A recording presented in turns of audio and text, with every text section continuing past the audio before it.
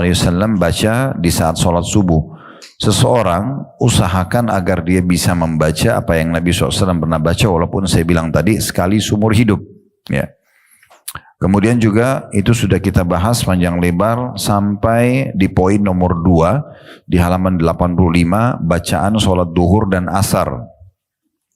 Ini tentu kita berharap agar jangan dilupakan begitu saja, tapi bagaimana kita berusaha menerapkan dalam hidup kita. Di antaranya di poin nomor 2 di halaman 85 itu, banyak orang tidak faham kalau sholat duhur Nabi SAW itu sangat panjang. Ya, sangat panjang gitu ya. Dan itu sudah kita jelaskan panjang lebar riwayat-riwayat yang berhubungan dengan masalah itu. Kemudian juga sudah kita lanjutkan sampai poin nomor 3 di halaman 90, yaitu bacaan sholat maghrib. Ini juga sudah kita lihat ya. Biasanya kita sering baca surah-surah pendek, tapi yang dicontohkan adalah Nabi SAW membaca surah-surah yang cukup panjang seperti Wal Mursalati Urfa ya, dan surah-surah yang lain sudah kita jelaskan pada kesempatan yang pada saat kita bedah itu ya. Jadi sekarang ini poin nomor 4 lanjutannya ya. Lanjutan dari jenis-jenis bacaan sholat itu ya. Bacaan sholat Isya yang pertama diangkat oleh Haifa, penulis buku ini hafizahullah, adalah riwayat Abu Rafi' radhiyallahu anhu. Dia berkata, "Shallaitu ma'a Abi Hurairah radhiyallahu anhu al-'atama ayyil Isya, faqara'a idha as-sama'u shaqqat, fasajad, faqultu ma hadhihi?" Qala sajadtu biha khalfa Abil Qasim sallallahu alaihi wasallam fala azalu asjudu biha hatta alqah. Dikatakan bahwasanya Abu Rafi' berkata, aku mengerjakan salat Isya atau nama lainnya Isya atamah ya, atamah, yakni salat Isya bersama Abu Hurairah radhiyallahu anhu. Dan sebentar, saya lihat Al-Quran dulu. Dikatakan, kemudian dia membaca surah Al-Insyiqaq. Al-Insyiqaq ya, itu tentunya bisa kita cek di dalam aplikasi Al-Quran kita, supaya kita tahu surah ini yang dibaca oleh Nabi SAW atau dibaca oleh Abu Hurairah. Dan Abu Hurairah ya, mengatakan mendengarkan atau melihat dari Nabi SAW secara langsung ya. Itu tepatnya surah nomor 84 ya. Al-Insyiqaq surah nomor 84. Saya ulangi kata Abu Rafi' radhiyallahu anhu, aku pernah sholat Isya di belakang Abu Hurairah dan kemudian dia membaca pada saat mengimami sholat itu ya, surah Al-Insyiqaq. Tadi sudah kami sebutkan nomor urat surahnya, terdiri dari 25 ayat ya. Lalu setelah selesai membaca surah itu, dia pun sujud. Lantas aku bertanya kepadanya, sujud apakah ini?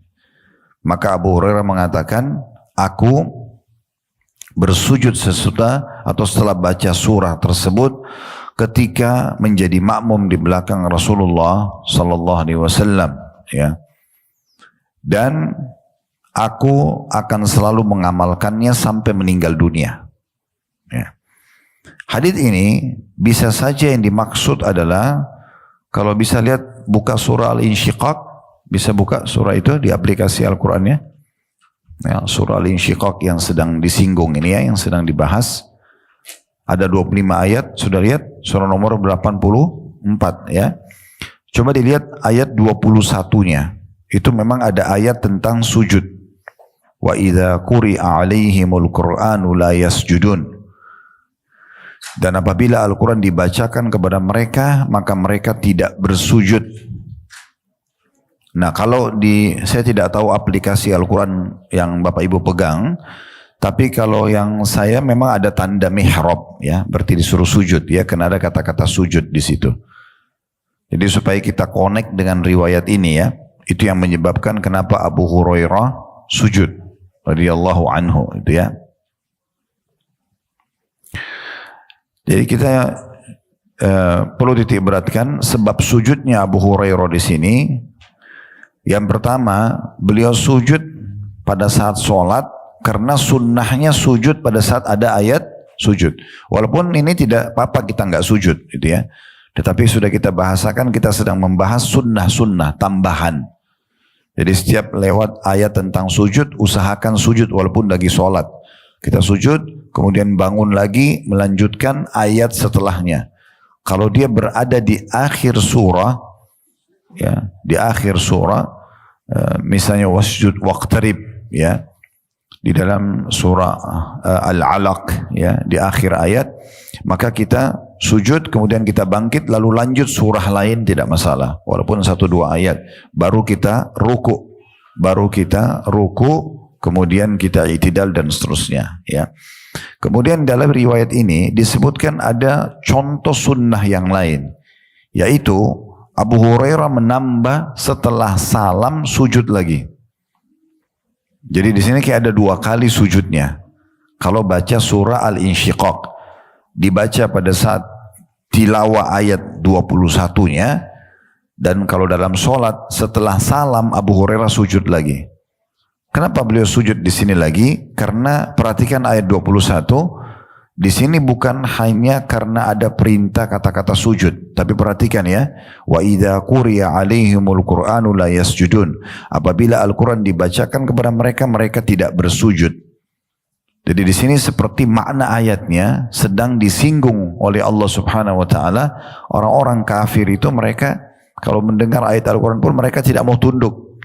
Makanya Abu Hurairah melakukan sujud lagi selepas salam. Nah, karena ada contoh dari beliau, maka berarti dia masuk dalam sunnah. Dan kalau kita lihat riwayat yang sedang kita bahas, ditanya oleh Abu Rafi, sujud apa yang Anda lakukan ini? Kok setelah salam sujud? Maka Abu Hurairah menjelaskan, ya, aku bersujud setelah baca surah tersebut ketika menjadi makmum di belakang Rasulullah SAW, maka aku akan selalu mengamalkannya sampai meninggal dunia. Nah, ini salah satu alasan yang sebabnya kenapa dikerjakan oleh, ya, Abu Hurairah. Ya. Bisa juga maknanya yang dimaksud dengan riwayat ini adalah sujud dalam sholat. Sujud dalam sholat, ya. Artinya sementara mengimami sholat, Abu Hurairah pas tiba di ayat 21 beliau sujud. Dan kemungkinan besar Abu Rafi tidak faham masalah itu atau belum faham. Kalau ada ayat sujud, disunnahkan sujud. Makanya setelah salam dia tanya, tadi Anda dalam sholat itu sujud apa? Maka Abu Hurairah lalu menjelaskan, saya pernah sholat menjadi makmum di belakang Nabi, dan ini dilakukan sujud, makanya saya sujud, dan saya akan terus menjaga itu sampai saya wafat. Gitu kan? Dan Allahu a'lam makna kedua jauh lebih tepat.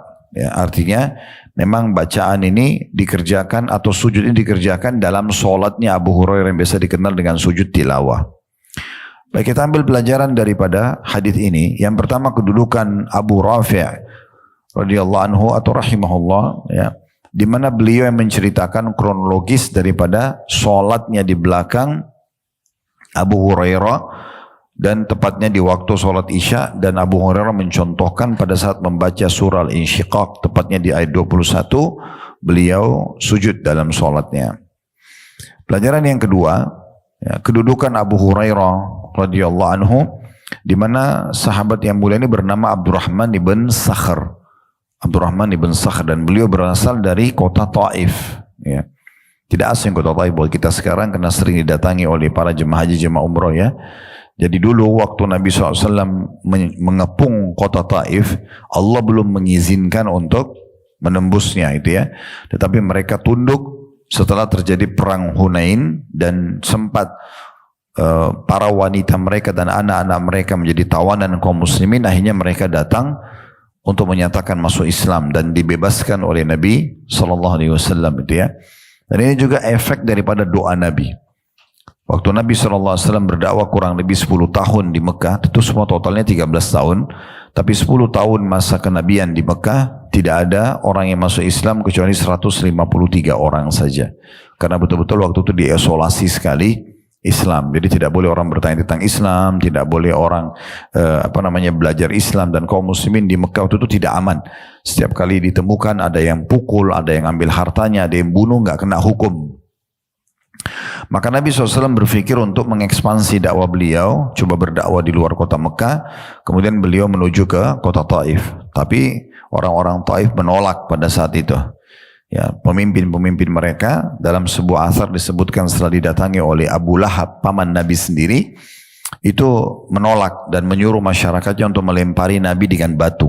Dengan cara dilempari kaki Nabi yang diangkat itu yang dilempari oleh batu. Dan kita bisa bayangkan kalau satu kota yang melempari batu, betapa sakitnya gitu ya. Kakinya beliau SAW berdarah-darah, beliau keringatan, dakwahnya ditolak. Setelah keluar dari kota Taif, pintu gerbangnya ditutup, seakan-akan beliau terusir gitu ya.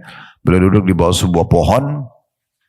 Sebagian ahli sejarah mengatakan di kota Taif masih ada bekas tempat pohon atau kebun yang Nabi duduk, gitu ya. Intinya Nabi SAW duduk di situ, kemudian beliau berkata, "Ya Allah, kemanakah engkau akan arahkan masa depanku, kepada musuh yang akan membinasakanku, atau masa depan yang belum jelas? Aku tidak tahu ini diterima atau tidak dakwah ini.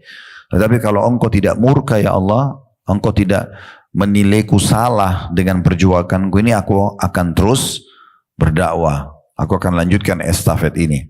Maka di saat itu dalam sebuah riwayat yang sahih, Jibril datang diutus oleh Allah Subhanahu wa taala dan berkata, "Wahai Muhammad, Allah telah mendengarkan doamu," gitu kan? "Maka sekarang bersamaku malaikat yang mengurus gunung-gunung. Semua gunung di muka bumi malaikat ini yang urus. Tinggal kamu perintahkan saja. Tinggal kamu perintahkan agar gunung-gunung Taif dan gunung-gunung Mekah disatukan sehingga binasa dua kota ini. Dan dakwamu akan tetap menyebar.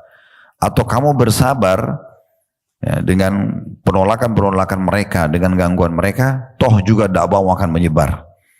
Karena Nabi SAW disebutkan dalam Al-Quran sifatnya adalah Raufur Rahim, dia sangat penyayang sallallahu alaihi wasallam, sangat perhatian, mendahulukan, memaafkan daripada dia pun harus menghukum.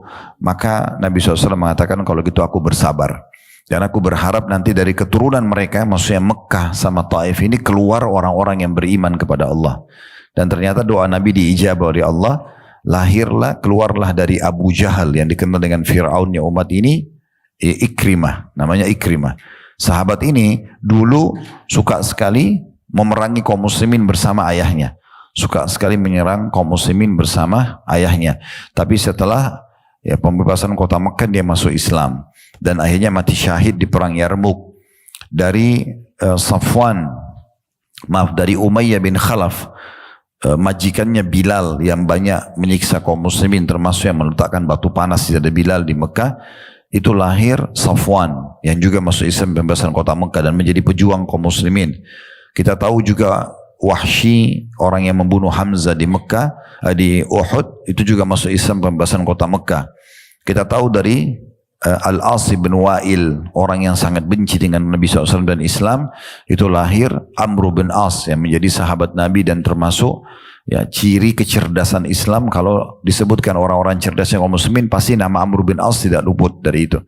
Dari Al-Walid ibn Mughirah lahirlah Khalid bin Walid yang terkenal dengan pejuang Islam. Ini semua keturunan orang-orang Mekah, tokoh-tokoh Mekah yang akhirnya mendapatkan petunjuk karena doa Nabi SAW. Nah, dari kota Taif keluar Abu Hurairah. Nah, ini yang sedang menyampaikan riwayat ini. Namanya Abdurrahman ibn Sakhr radhiyallahu anhu, dan dia dari kota Taif yang juga termasuk mendapatkan doa Nabi.